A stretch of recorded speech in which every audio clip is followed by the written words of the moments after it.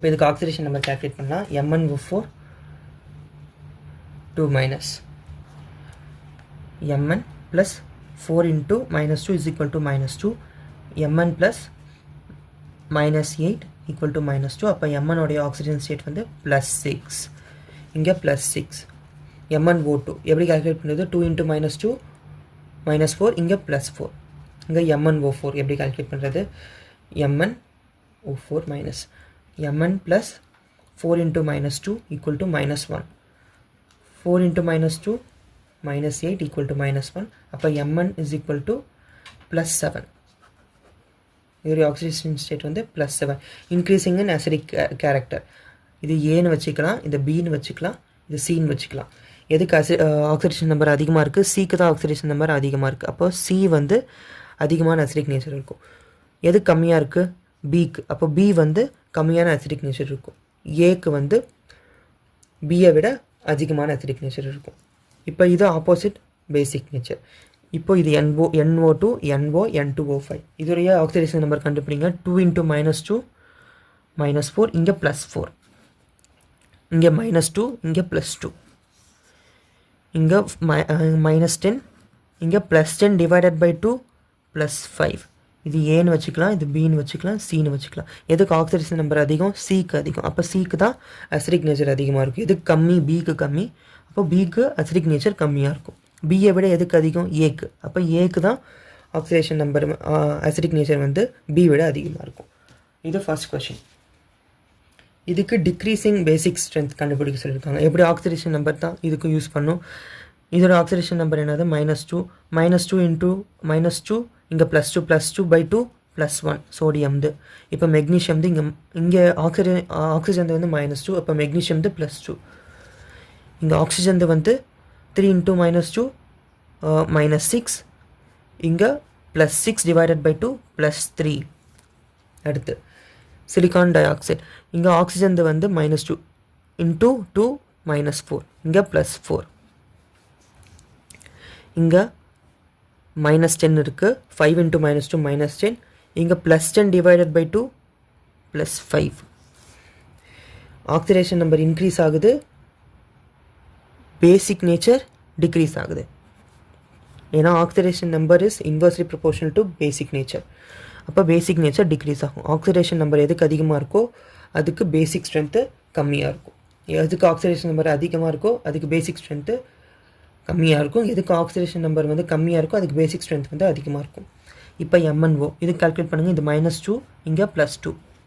இது -6 3 into -2 -6 +6 divided by 2 +3. இங்கே -4 இங்கே +4. இது -14 இங்கே +7. ஏன்னா +14 divided by 2 +7. Oxidation number increase ஆகுது. அப்போ பேசிக் நேச்சர் டிக்ரீஸ் ஆகும். இது செகண்ட் கொஷின். இதில் எது வந்து ஆக்சிடைசிங் அண்ட் ரெடியூசிங் ஏஜென்ட்னு கண்டுபிடிக்கணும். Stannous chloride. இதோடைய ஆக்சிடேஷன் நம்பர் என்னது?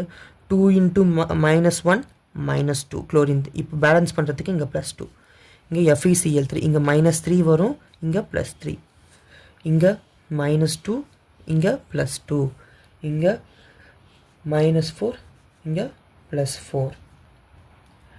இங்கே ஸ்டானஸ் இருக்குது, இங்கே ஸ்டானஸ் இருக்குது.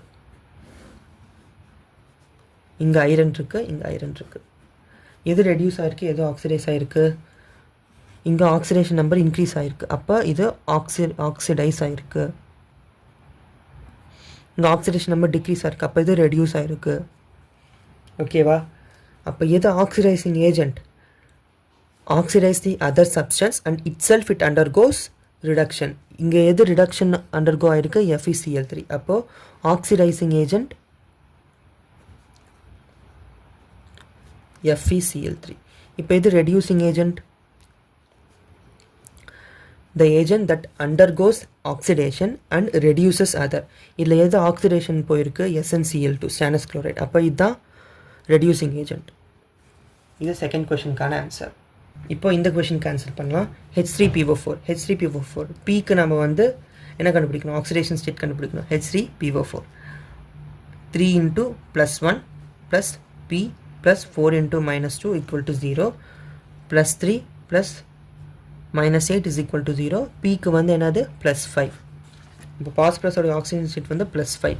Plus 5 ஓட oxidation state வந்து highest oxidation state of phosphorus. So it acts as oxidizing agent, not reducing agent. இப்போ CH4. இதோட கார்பனுக்கு நம்ம எப்படி கண்டுபிடிப்போம்? ஆக்சிடைசிங் நம்பர் 4 into plus 1 இங்கே plus 4. அப்போ இங்கே minus 4. கார்பனுடைய lowest oxidizing agent -4. So அப்போ இது reducing agent ஆக்ட் ஆகும், not oxidizing agent. H3PO3. இப்போ இதுக்கு phosphorus கண்டுபிடிக்கணும். 3 into plus 1 plus P plus 3 into minus 2 equal to 0. இங்கே plus 3 plus இங்கே minus 6 is equal to 0. P ஓட oxidation state வந்து plus 3. phosphorus ஓட oxidation state வந்து நமக்கு என்ன கிடச்சிருக்கு? plus 3 கிடச்சிருக்கு.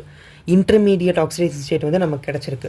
அப்போது it can able to act as oxidizing agent as well as reducing agent. இது 4th questionக்கான ஆன்சர். இப்போ இதுக்கு ஈக்குவலண்ட் வெயிட் கண்டுபிடிக்கணும். ஜஸ்ட் இங்கே எத்தனை காப்பர் இருக்குது? 1 காப்பர். இங்கே எத்தனை காப்பர் இருக்குது? 1 காப்பர். 1 மோல். 1 மோல் எத்தனை எலக்ட்ரான் கெயின் பண்ணியிருக்கு? 2 எலக்ட்ரான் கெயின் பண்ணியிருக்கு. அப்போ n factor 2. Molecular weight of copper divided by n factor, that is 2. இது நம்ம ஏற்கனவே கால்குலேட் பண்ணியிருக்கோம். C2O4 oxalate ion. இங்கே வந்து எத்தனை கார்பன் இருக்குது? 2 கார்பன் இருக்குது. இங்கே 1 கார்பன் இருக்குது. ஸோ இப்போ 2 போடுறோம். இது 1 மாலிக்யூலுக்கு 1 எலக்ட்ரான் கெயின் பண்ணும். அப்போது 2 மாலிக்யூல்னா 2 into 1 electron, that is 2. n factor is 2. அப்போ molecular weight of oxalate divided by 2.